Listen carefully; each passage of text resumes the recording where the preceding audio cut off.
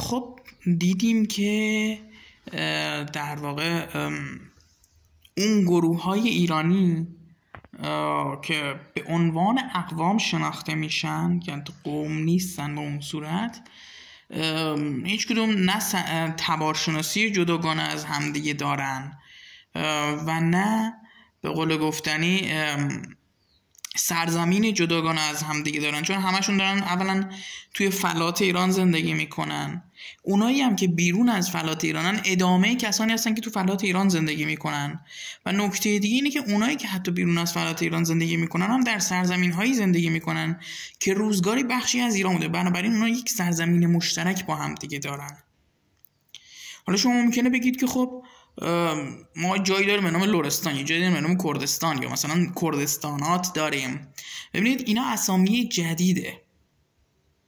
مثلا اسم لرستان، اولا که لرستان صرفا یه استانه، خب، و حجم کمی از لرها فقط تو لرستان هست. یعنی خیلی از لرها تو استانهای خارج از لرستان هستند، ولی اینا هم مال زمانیه که به قول گفتنی اون ملیت ایرانی از هم پاشیده، قومیت ایرانی از هم پاشیده، یعنی مال دوره عموما سلجوقی به بعد هستند، مغول و صفویه و اینها.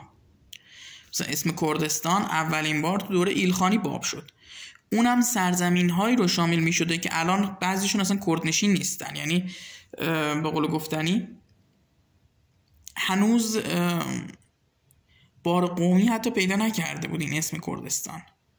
کردستانی که حمدالله مصطفی در نزهة القلوب ازش حرف میزنه، شامل استانهای بخشای از استانهای لرستان و همدان و کرمانشاه و ایلام امروزی میشه. یعنی استان کردستان امروزی، آذربایجان غربی و مناطق کردنشین خارج از ایران امروزی رو اصلا شامل نمیشده. از دوره صفویه هستش که هم صفویه هم عثمانی شروع میکنن به کردستان سازی. یعنی صفویه میاد توی امور دیوانی خودش به قلمرو اردلان و قلمرو مکریان اسم کردستان رو میده. از اون طرف عثمانی میاد به تمام هر کدوم از امارت‌های کردنشین خودش میگفته کردستان. این دوره در واقع باعث میشه که این اسامی باب بشه. یا مثلا ما اسم بلوچستان رو تا مدت ها نداشتیم. بلوچستان اسمی که از دوره صفوی باب میشه. یا حتی اون اسمی که برای غرب خوزستان به کار میرفته به نام عربستان، اسمی که از دوره صفوی باب میشه.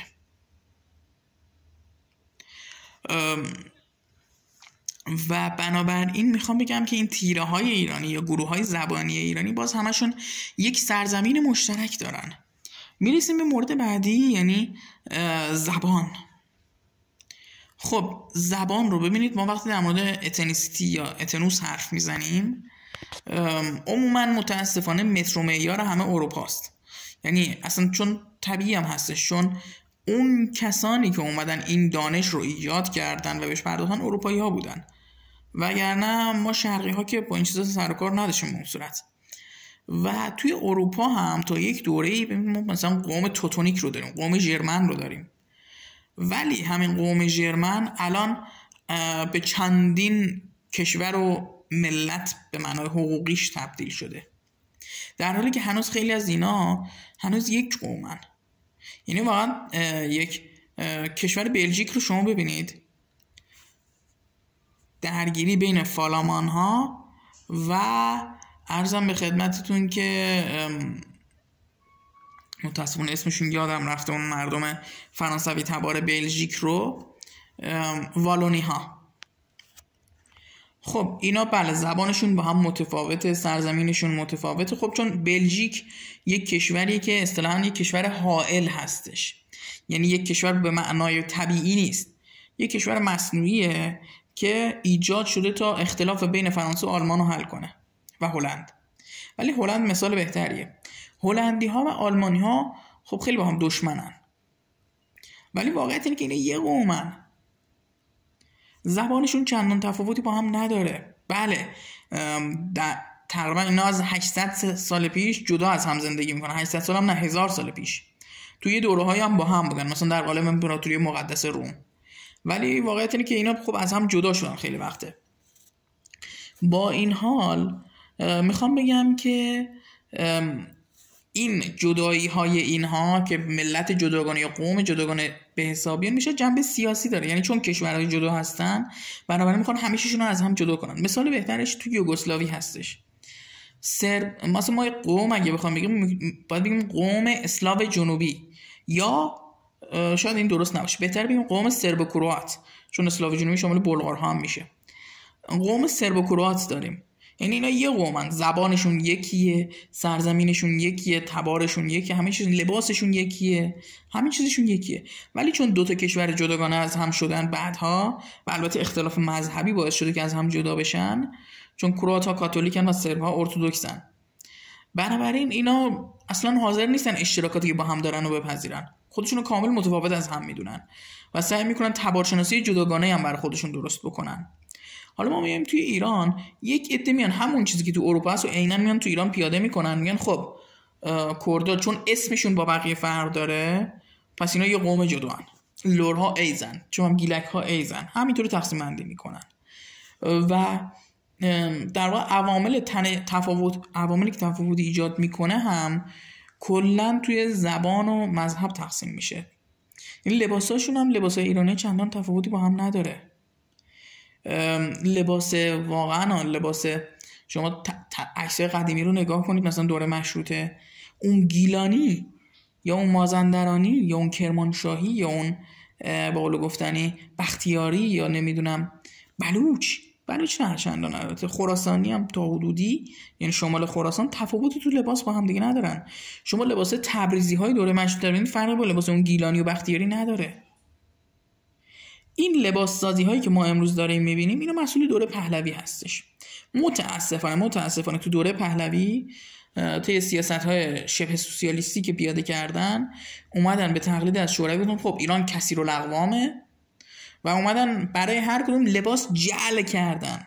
باور کنید خیلی از این لباسایی که تحت عنوان لباس اقوام شناخته میشه لباسای جعلیه، یا لباسایی که حالا مثلا اقشار خاصی از اینا تو مراسم‌های خاصی میپوشیدن و بعد حکومت اومده این لباسا رو به عنوان لباس اون گروه انتخاب کرده و این عامل تفاوت شده. اصلا این لباس راهی که شما میبینید بختیاری میپوشن، این چوغا قدمتش واقعا به 100 سال نمیرسه. این ساخته دوره پهلویه. اومدن لباس در واقع لباس قفقازی رو که تو باکو شوروی رو جا انداخته بود همین آوردن تو آذربایجان، خودمون به عنوان لباس آذربایجانی معرفی کردن. اما در مورد کردها ببینید کردها یه لباس نداشتن، انواع لباس‌ها بین کردها رایج بود که اینا بسته به موقعیت اجتماعی، موقعیت جغرافیایی، موقعیت طایفه‌ای، اینجور چیزا بود. مثلا شما اگر توجه کنید به نقاشی‌های قدیمی، لباس کردهای دوره مثلا زندیه یا صفویه به قول گفتنی لباس مردم عادی دارم میگم باور کنید تفاوتی با لباس بقیه مردم ایران نداشت، جز این که کلاهشون نوک‌تیزتر بود. در واقع کردها اصلا کلاه میذاشتن. این عمامه‌ای که شما میبینید اینا مال خوانین بوده که اینا به تقلید از عثمانی‌ها و صفوی‌ها باب کرده بودن، به تقلید از اونها عمامه میذاشتن و این عمامه بعداً رایج شده بین مردم. یا مثلا کلاه بختیاری‌ها کلاهشون سفید بوده و کلاه سیاهی که میبینید مال خوانین بوده که این رایج شده بینشون. یا مثلا عرضم به خدمتتون که در مورد این لباس راه که چوغاه یه داستانی دارن خود بختیاری که میگن یک پیرزنی این لباس رو به یکی از خوانین هدیه کرده بود و از اون موقع رایج شده. مثلا این داستانی که خودشون میگن. حالا یا مثلا الان شما لباس ترکمنی گفته میشه. لباس ترکمنی چیه دقیقاً؟ این ترکمن‌ها لباسشون همون لباس تاجیک‌ها آسیا مرکزیه. میخوام بهتون بگم که این تفاوت‌هایی که برای ما معرفی میکنن تفاوت‌های عموماً ساختگیه یا با اغراق و غلوه و به قول گفتنی ایران چند قومی نیستش. بله 3 تا قوم داریم: قوم ایرانی، قوم ترک که حالا ترکمن هم بشه منظور باشه و قوم عرب. واقعا بین اون مازندرانی و لور و کرد و گیلک و بلوچی تفاوت چندانی نیست. این تفاوتی هم که وجود داره که اومد تو ذهنه ساخته دوره مدرنه که ایرانی‌ها اومدن به تقلید از اروپایی گفتن خب هر کسی یک زبانی داره یا یه اسم خاصی داره این یه قوم یا ملته. به همین سادگی در واقع اومدن کشور ما رو چند قومی کردن.